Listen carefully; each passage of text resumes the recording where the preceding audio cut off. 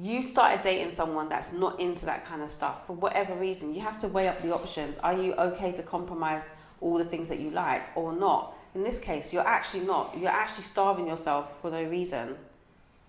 Like, literally. Or you're not starving yourself. You're, like, you know, dying of thirst. You're being fed. You're being fed, but you're just thirsty.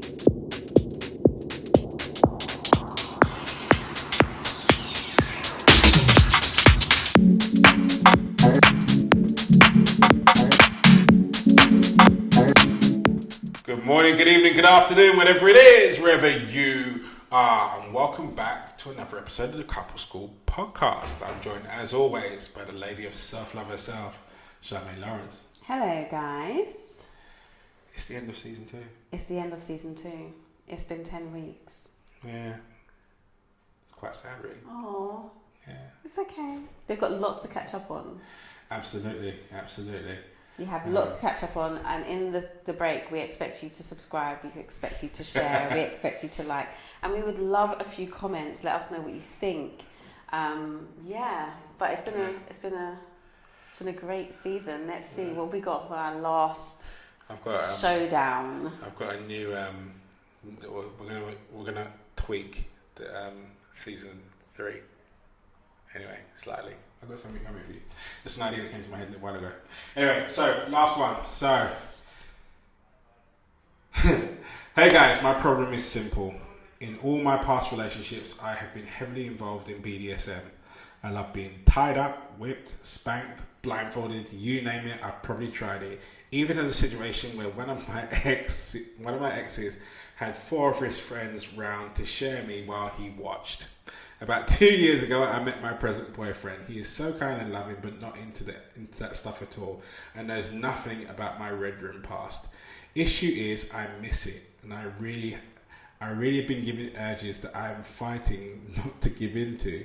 I don't want to lose my current boyfriend, but the want to feel some passion-induced pain is driving me crazy. What should I do?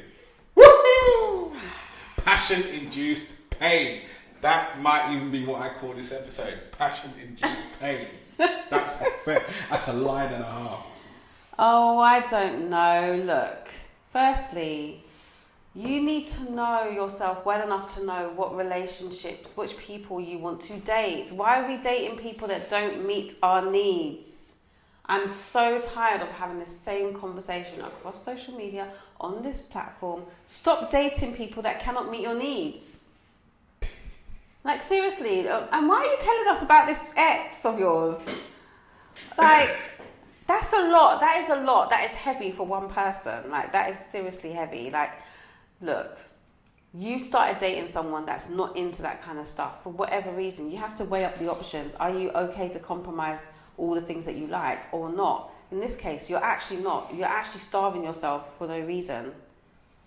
Like, literally. Or you're not starving yourself. You're, like, you know, dying of thirst. You're being fed. You're being fed, but you're just thirsty. And it's just, I don't know, like, I just feel like I feel sorry for him. You feel sorry for him? I feel sorry for him. You get the violins out. Yeah. Like, because you're actually writing in to get permission. Sorry, I'm not giving you any permission. No. You're either going to have to teach him the things that you like, or a softer approach. I think... A softer approach. Maybe a bit of handcuffs and a bit of spanking. You know. I think you've made an assumption here that he's not into it all. Because sometimes people don't know that they're into something until they've actually tried it. And a lot of the times, that's a person that opens their world to that. At some point in time, you were innocent, believe it or not, and somebody else opened your eyes to something and therefore took you down the wonderful, colourful road that you've gone down. I think the fact that you stating that you miss it and that you've been having urges, it's fine not to give into. Having urges, I think, is a point of concern, and I think that's, you really need to speak to your present boyfriend and let him into your wonderful red room past. Yeah. I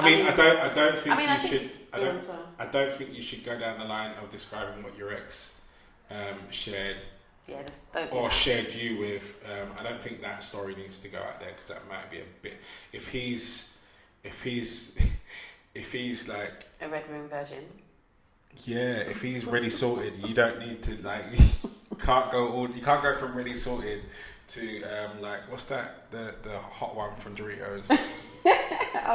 The spicy. Yeah, I can't remember the name of the flavour. But you can't go from there to like knickknacks. You can't go from ready sorted straight to ribbon saucy. Like you've got to go through you've got to go cheese and onion first, and maybe a bit of salt and vinegar before you get to that stage. So I don't think he needs to know about that because that's going to spark one hell of an insecurity in his head. But I do think if these are the things that you love, then you need to find a way to have them present in your world. And I think you're right, as you said, Charmaine, like you got to be honest with yourself here. Like some people, when you stop making decisions stop making a singular decision when they are because of a factor that you're missing. So you might have been in a relationship where you felt that the person wasn't as kind to you as they should have been. So you go out of your way to find someone that's opposite of what you've already experienced because that one aspect you were missing, and then you realise that actually a lot of the stuff that was in your past is relevant to your future. I said this to people time and time again. If you want the recipe to your perfect partner, look at your previous ones, but don't look at your previous ones based on what they did to upset you. Look at your previous ones based on what they did to promote you. And if you can find, what you'll find is you'll start to find all these little individual qualities and bits about the relationships that you really liked, and then you just make that your criteria for what you're searching for moving forward. So don't go forward looking for something that you're missing. Go forward looking for something that you enjoy, minus the bits that you don't. And this one here, like, don't write him off. Like, you don't know that you never know, you might find a Mr. Grey hidden within it that maybe no one knew about, even him.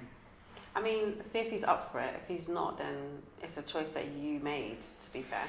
Like, also, there's another thing, don't bite my head off, Andrew. But sometimes you don't always have to give in to your urges. Like, sometimes have some self-control. Like, seriously, it's not that deep. It's a few smacking on the backside and a few... Like, it's just not that deep. Sometimes, actually, just have some self-control. I'm not going to jump down your throat at all. Do you get what I mean? It's like you have a good... Like, this is where men come for us all the time about how we don't know what we want and we get the good guy and we don't like the good guy because of stupid things like this. Sorry, no disrespect, but it's an urge that you can literally not... You're going to lose a whole good guy because you want a bit of slaps here and there and a bit of grabbing my throat and a bit of like... It's just not... Is it worth it, is the question. Is it worth pulling someone into a relationship that you knew when you first started having sex, what that sex would be like, only to then be like, but yeah, I used to do this and this is what I feel like and I really miss it. Yeah, well, you either get him to enjoy it or introduce him to it, or you give it up. You still have self-control. Or you leave. I don't know, I feel like sometimes we're being a bit soft with people, I think exactly what you just said there, in the sense of there are so many times that we compromise what's actually great for us in the future because of one aspect of the past that's not here anymore. You chose him for a reason, and you left your guys of a particular caliber in the past. And I think you need to refresh your memory as to why you made that decision. Yeah. Yeah, I think as I said, you need the clues to your future partner all lie in your previous ones, but with the aspects and the points and the things that were done that you liked, and the answers to whether or not this present boyfriend here is the right one for you lies in an understanding of what those things are, but looking at it crudely and critically, and not looking at it just in the thing of what did he do that I kind of liked. Look at what did he do that actually really floated my boat.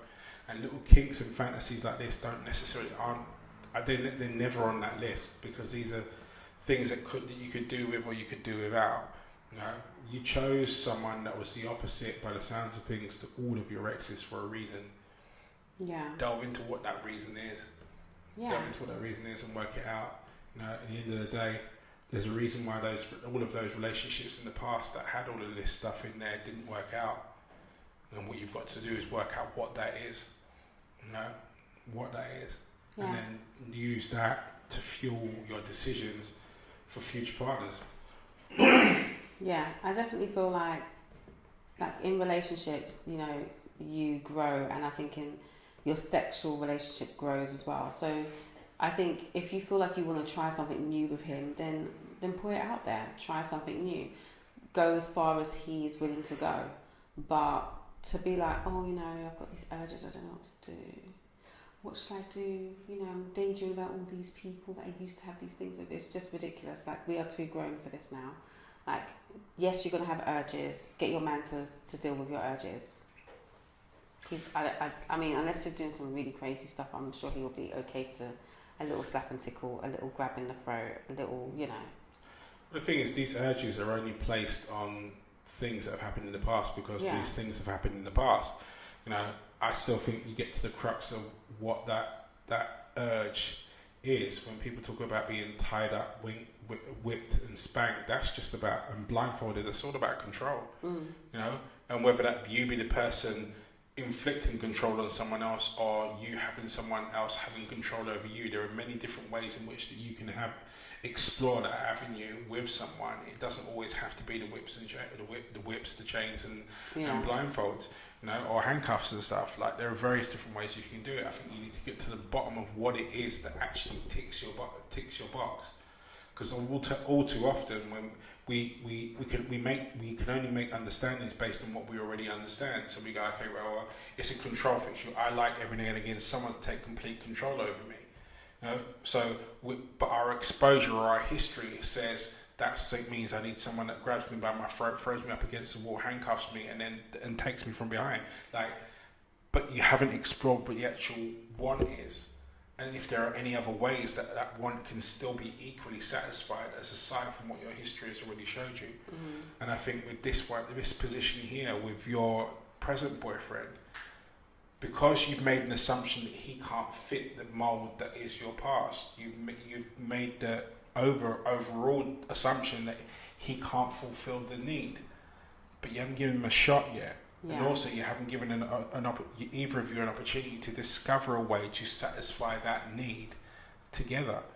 Yeah. You know, and invite him in. So, yeah. And also, he might not even know that, like you said in the beginning, he might not even know that's something that you're into.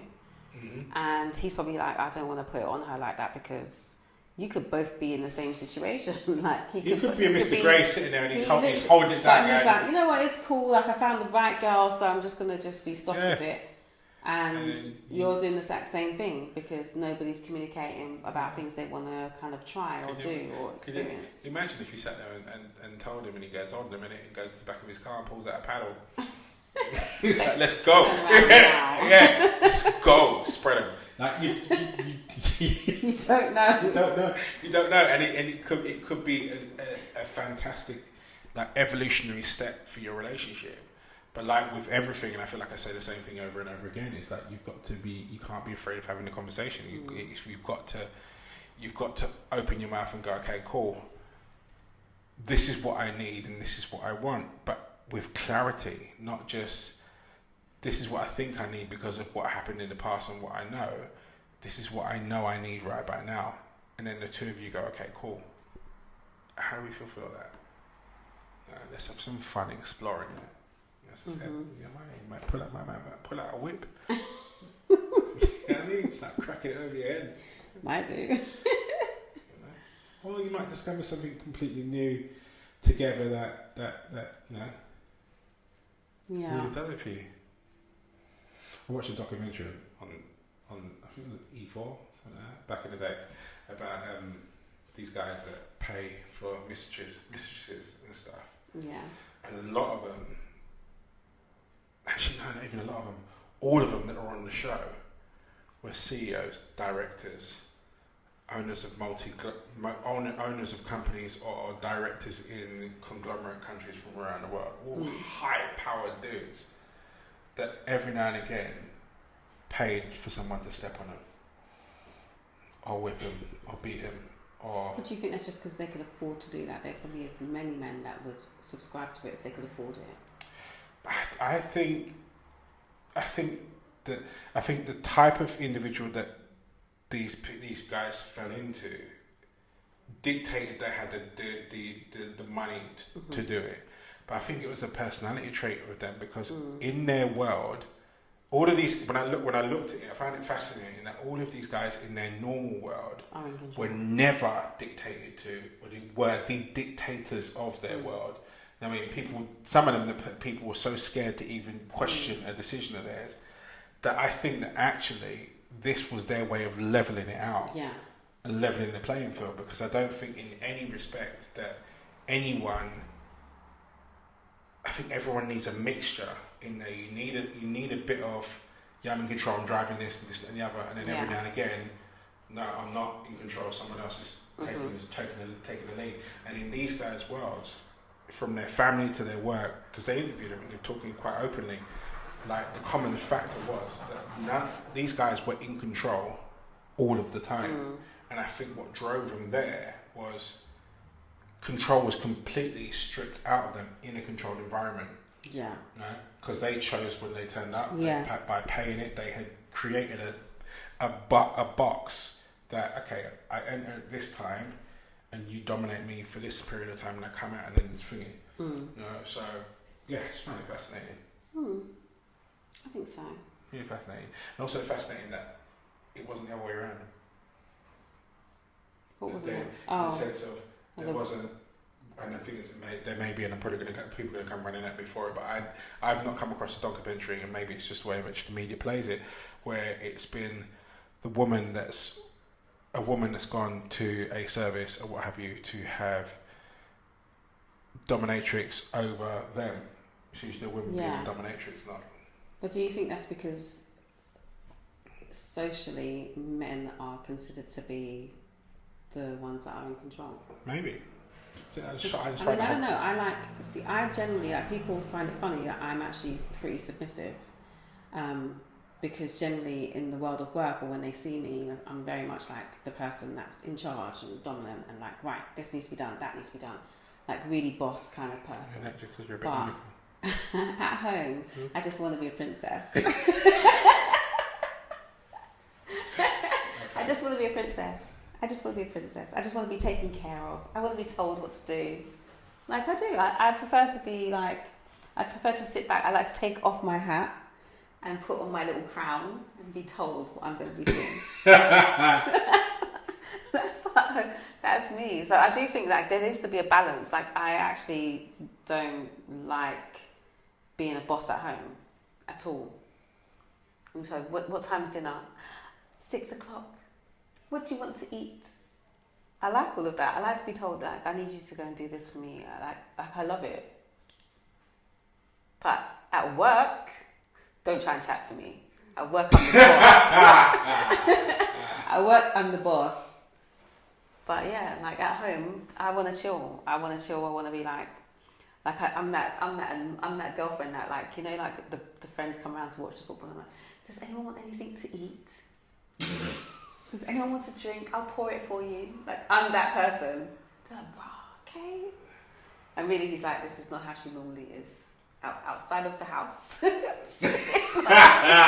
Outside the house, don't try. Yeah, like, other than that, I like to be soft. I like to be told, this is what we're going to do. This is how you're going to do it. This is what we're like. I like that.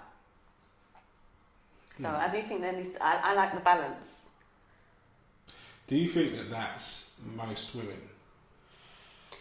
I think most women want to be able to do that, but I don't think a lot of women are able to do that or feel able to disconnect from that control to not having control. Why? Because I think society has told us that we shouldn't be doing that anymore. I also think that basically we have a lot more women that are raising families on their own, and then to meet somebody and then fall back is a lack of trust, that they're not going to end up in the situation again, like giving all their trust into somebody. I think there's a lot of fear going on in society at the moment when it comes to relationships.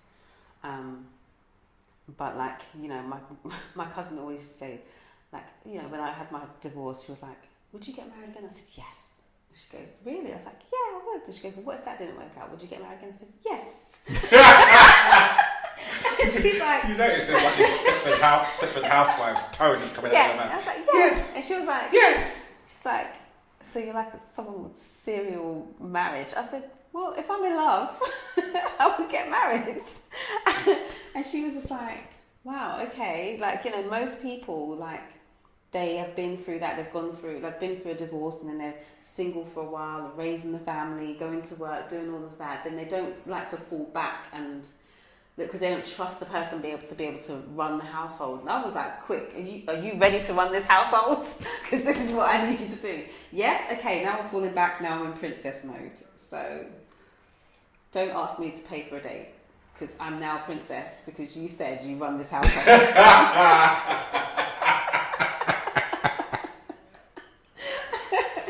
Like, you know, I'm not going to do that. I'm washing the clothes. Why am I paying for a date? I wash all your clothes and I fold them nicely and put them in the drawer. What am I paying for a date for? We have defined roles around here. I like that though. And that defined roles bit leads me into sort of my understanding a bit that I practice on this one. And I always ask couples who's doing the dishes. Yeah. And most couples can't tell me. They're like, oh, well, you know, whoever has time to do it. And I'm like, well, that's part of the problem. Yeah. Because you don't have to find roles, you know, like. But people hate that though. People hate the idea that, I mean, I think some women have been led to believe that, you know, you shouldn't fall into this space. Like, you can still be the boss at work, and I still have a partnership. The idea that because I allow him to be the brand of the family doesn't mean that I'm not controlling it. Like, I'm like, he is the CEO, I am the COO. I'm the chief operating officer. Let's be honest, most women run the house. Like he is the brand of the family. I might be the loudmouth in our house, and the one that feels like he gets his way most time because of that loudmouth bit. But I'm under no illusions that Karen runs it. Yeah, but I think sometimes women have got to this place where they feel like they need the recognition to be. People have to know that this is a partnership. It is a partnership. Like, it is a partnership. So you can be soft, you can fall back, you can allow him to lead. You're still doing all the stuff in the background. Let's be real. But do you need the accolade of, oh, she does everything, she's the one that runs it? Do you need the accolade? Because actually, you're a unit. That's how I see it, you're a unit. Yeah, but the accolade doesn't mean anything. Yeah, but the accolade does mean something for women, because they want to be seen as, I'm doing this as well, I'm doing that as well. They want that, because that's what we've been taught, that as an independent woman, you can't let a man do all these things for you. And even the women now that are shouting about men should pay for this and men should pay for that, they still don't want to be soft and fall back. They still want to, like, still be in control in some way, still have the accolades in some way. Yeah, I think all that spoiled relationships, to be fair. It does. At the end of the day, we've got a lot of work to do on relationships. As we say, it's a partnership, and a partnership has established roles. And we talked about this before. If this was a company, you don't set the company up and then hire a whole bunch of people and go, okay, right, well, you guys do whatever you see is necessary at the time that you see it needs to be done. Yeah. The whole thing would fold in a day. Everyone has determined roles and things that the other person or the other people can rely on them to do, because it's their responsibility to do it. And the same thing happens within your relationships. And every role has value. Of course it does. And I think that's the thing as well. I think sometimes some men don't value the role of the women, and some women don't value their role as a woman, and don't also value the men's roles. I think people are not valuing the role. Like, it's like, oh yeah, but it's equality is equality. Well, it's not really equality if you're doing two different roles. It's fairness.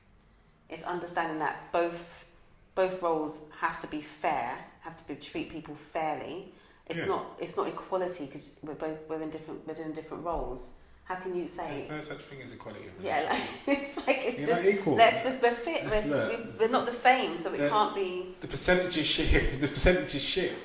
You'll get up some days and she's 60, you're 40, and then you'll get up some days and it's the flip way around. Yeah. And depending on, I always break down that household bits and pieces based on who's most accessible or applicable to the individual task. Like say for argument's sake, I'd never ask Karen to take the bins out. Say for argument's sake, because she'd never get up on time to get the bin out of the front of the house in the first place, or because we've got loads of mouths to feed in our house, so the bins get quite heavy. It's not really fair on her to be dragging it out to the front house. So that's not a role that's applicable or really accessible for her to do. Yeah.